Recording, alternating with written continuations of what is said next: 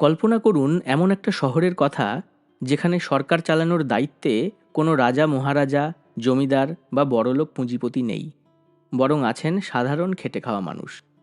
যেখানে কোনো পুলিশ বা সেনাবাহিনী নেই, বরং শহরের নিরাপত্তার দায়িত্বে আছেন সশস্ত্র সাধারণ জনতা। রাষ্ট্র পরিচালনা বা প্রশাসনিক বিষয়ে ধর্মের কোনো স্থান নেই। বিভিন্ন সংস্থা পরিচালনার ভারও তার কর্মীদের হাতেই, অর্থাৎ কর্মীরাই মালিক। কি ভাবছেন, কোনো রূপকথার গল্প বা কল্পবিজ্ঞানের সিনেমার প্লট বলছি? আজ্ঞে না। আজ থেকে ১৫০ বছরেরও বেশি আগে ১৮৭১ সালে ফ্রান্সের রাজধানী প্যারিসের বুকে এই অসম্ভবকে সম্ভব করে দেখিয়েছিল সাধারণ খেটে খাওয়া শ্রমিকরা। শ্রমিক পরিচালিত ২ মাস স্থায়ী সেই বৈপ্লবিক সরকারটাই ইতিহাসের পাতায় প্যারি কমিউন নামে পরিচিত হয়ে আছে।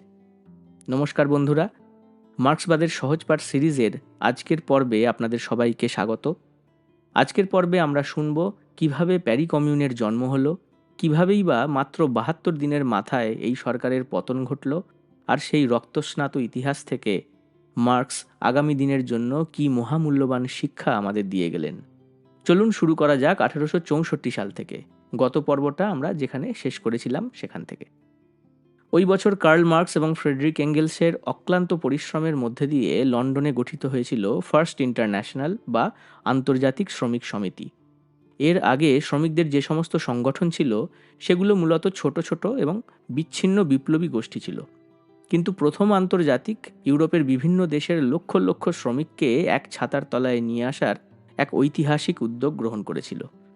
মার্কস তাঁর অসামান্য প্রজ্ঞা দিয়ে এই আন্তর্জাতিকের এমন এক কর্মসূচি তৈরি করেছিলেন যা বিভিন্ন দেশের নানা মতের শ্রমিকদের কাছে গ্রহণযোগ্য হয়েছিল এবং ধীরে ধীরে তাদের চেতনার মানকে বৈজ্ঞানিক সমাজতন্ত্রের দিকে এগিয়ে নিয়ে গিয়েছিল। এই প্রথম আন্তর্জাতিকের হাত ধরেই শ্রমিক শ্রেণী নিজেদের শক্তি সম্পর্কে সচেতন হতে শুরু করে। এরকমই একটা আবহে ১৮৭০-৭১ সালে শুরু হয় ফ্রাঙ্কো প্রুশিয়ান বা ফ্রান্স জার্মানির যুদ্ধ। ১৮৭০ সালের জুলাই মাসে ফ্রান্সের প্রতিক্রিয়াশীল সম্রাট তৃতীয় নেপোলিয়ান জার্মানি অর্থাৎ তৎকালীন প্রুশিয়ার বিরুদ্ধে যুদ্ধ ঘোষণা করেন। তিনি ভেবেছিলেন যে প্রুশিয়া সেই সময় দুর্বল অবস্থায় আছে, কিন্তু তাঁর ভাবনা ছিল ভুল। এই যুদ্ধে ফরাসি বাহিনী শোচনীয়ভাবে পরাজিত হয় এবং সেপ্টেম্বরে স্বয়ং সম্রাট নেপোলিয়ান প্রুশিয়ার বাহিনীর হাতে বন্দী হন। যুদ্ধ শুরু হওয়ার সাথে সাথেই কার্ল মার্কস প্রথম আন্তর্জাতিকের পক্ষ থেকে একটি ইস্তেহার প্রকাশ করেন। মার্কসীয় রণকৌশলের এক অনবদ্য দলিল ছিল এটি। মার্কস পরিষ্কার জানিয়ে দেন যে ফ্রান্স ও প্রুশিয়া উভয় দেশের শাসকদের আগ্রাসনের জন্যই এই যুদ্ধ বেঁধেছে। তিনি দুই দেশের শ্রমিকদের কাছেই আন্তর্জাতিক সংহতির ডাক দেন এবং ভুয়ো দেশপ্রেমের ফাঁদে পা না দেওয়ার আহ্বান জানান। প্রথম আন্তর্জাতিকের এই প্রচারের ফলে ফরাসি ও জার্মান শ্রমিকদের মধ্যে আন্তর্জাতিকতাবাদের এক দৃঢ় চেতনা তৈরি হয়েছিল।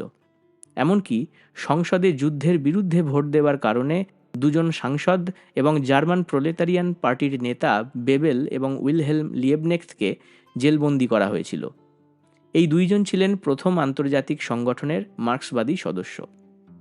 এদিকে নেপোলিয়নের পরাজয়ের পর ফ্রান্সে একটি প্রজাতন্ত্র গঠিত হয়, যার মাথায় বসেন থিয়ের্স নামের এক বুর্জোয়া রাজনীতিবিদ। তবে প্যারিস ১৮৭০ সালের সেপ্টেম্বর মাস থেকে প্রুশিয়ান সৈন্যদের দ্বারা ঘেরাও হয়েছিল। প্যারিস তখন ছিল প্যারিস ন্যাশনাল গার্ডের দখলে, যেটা গঠিত হয়েছিল মূলত শ্রমিকদের দ্বারা, যারা থিয়ের্সের কাছে আত্মসমর্পণ করেনি। থিয়ের্স সরকার ১৮৭১ সালের মার্চ মাসে জার্মানির সাথে এক অপমানজনক শান্তি চুক্তি স্বাক্ষর করে, যেটা রাজধানী প্যারিসের সাধারণ মানুষ ও শ্রমিকরা মানতে রাজি ছিলেন না। আর বুর্জোয়া থিয়ের্স সরকার বাইরের প্রুশিয়ান শত্রুর চেয়ে দেশের ভেতরের এই সশস্ত্র শ্রমিকদেরই বেশি ভয় পাচ্ছিল। এই প্রেক্ষাপটে ১৮৭১ সালের ১৮ই মার্চ থিয়ের্স রাতের অন্ধকারে তাঁর সেনাবাহিনী পাঠান ন্যাশনাল গার্ডের কামানগুলো কেড়ে নিয়ে শ্রমিকদের নিরস্ত্র করার জন্য। কিন্তু প্যারিসের সাধারণ মানুষ ও শ্রমিকরা রুখে দাঁড়ান। ফরাসি সেনাবাহিনী শ্রমিকদের ওপর গুলি চালাতে অস্বীকার করে এবং বিদ্রোহ করে তাদের নিজের দুই জেনারেলকেই গুলি করে হত্যা করে। ভয় পেয়ে থিয়ের্স তাঁর সরকার ও অনুগত বাহিনী নিয়ে প্যারিস ছেড়ে ভার্সাই শহরে পালিয়ে যান। ক্ষমতা চলে আসে ন্যাশনাল গার্ডের হাতে। তারা এক সপ্তাহের মধ্যে নির্বাচন আয়োজন করে এবং ২৮শে মার্চ একটি ৯২ সদস্যের কাউন্সিল গঠন করে, যার নাম দেওয়া হয় কমিউন। এই কমিউনে বিপুল সংখ্যাগরিষ্ঠতা ছিল সাধারণ শ্রমিকদের। মানব ইতিহাসে এই প্রথমবার সর্বহারা শ্রমিক শ্রেণী রাষ্ট্রক্ষমতা দখল করল এবং নিজেদের শাসন প্রতিষ্ঠা করার চেষ্টা করল। মাত্র ৭২ দিন টিকেছিল এই প্যারি কমিউন, কিন্তু এই অল্প সময়ের মধ্যেই তারা এমন কিছু বৈপ্লবিক পদক্ষেপ নিয়েছিল যা আজ শুনলেও অবাক হয়ে যেতে হয়। মার্কস তাঁর বিখ্যাত বই দ্য সিভিল ওয়ার ইন ফ্রান্সে কমিউনের এই অর্জনগুলোকে সবিস্তারে তুলে ধরেছিলেন। ঠিক কী করেছিল কমিউন?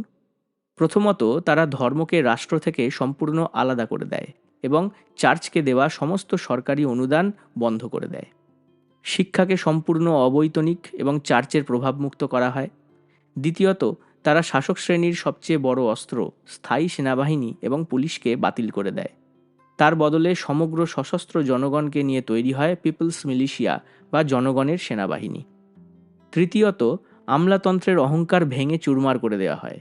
সরকারের সমস্ত আমলা, আধিকারিক এবং বিচারকদের নির্বাচনের মাধ্যমে নিয়োগের ব্যবস্থা করা হয় এবং জনগণ চাইলে যে কোনো সময় তাদের পদ থেকে প্রত্যাহার করার অধিকার পায়, রাইট টু রিকল। আর সব থেকে অভাবনীয় ব্যাপার হলো, রাষ্ট্রের সর্বোচ্চ পদাধিকারী থেকে শুরু করে সাধারণ সরকারি কর্মী সবার বেতনের একটি সর্বোচ্চ সীমা নির্ধারণ করে দেওয়া হয়, যা ছিল একজন সাধারণ দক্ষ শ্রমিকের বেতনের সমান।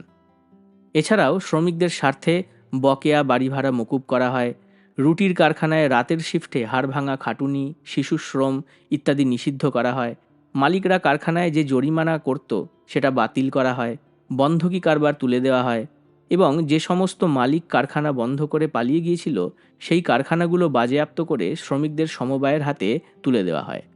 সর্বসাধারণের জন্য অবৈতনিক শিক্ষা, বেকারদের জন্য ভাতার ব্যবস্থা, সস্তায় বাসস্থান এবং ঋণীদের সাহায্য প্রদান করা ইত্যাদি ব্যবস্থা গ্রহণ করা হয়।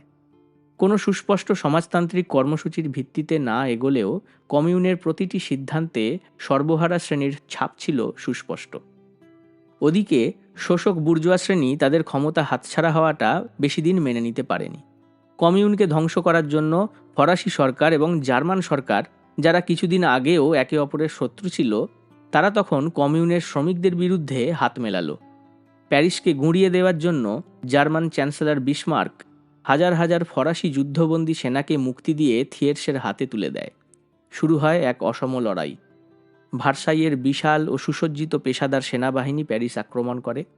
মে মাসের শেষের দিকে, যাকে ইতিহাসের পাতায় ব্লাডি উইক বা রক্তস্নাত সপ্তাহ বলা হয়, প্যারিসের শ্রমিকরা রাস্তায় রাস্তায় ব্যারিকেডে ব্যারিকেডে বীরের মতো লড়াই করেন।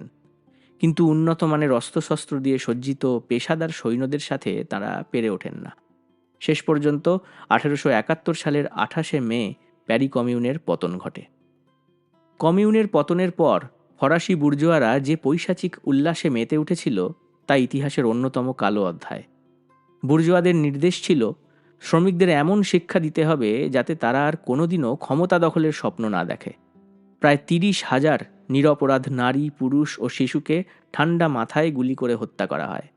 প্রায় 45,000 মানুষকে কোর্ট মার্শাল করা হয়, যাদের অধিকাংশকেই হত্যা করা হয় আর বাকিদের জেলে পাঠানো হয় অথবা দেশ থেকে বহিষ্কৃত করা হয়। প্যারি কমিউনের পতন হয়েছিল ঠিকই, কিন্তু এটি বিশ্বের শ্রমিক শ্রেণীর জন্য এক বিশাল ঐতিহাসিক অভিজ্ঞতার জন্ম দিয়ে গিয়েছিল। এবার আসব সেই বিশ্লেষণে। থিয়ের্স নেতৃত্বাধীন প্রজাতন্ত্রকে আর্থিক অভিজাত বর্গ এবং বড় বুর্জোয়া গোষ্ঠীর নেতৃত্বাধীন একটা প্রজাতন্ত্র হিসাবে চিহ্নিত করেছিলেন মার্কস।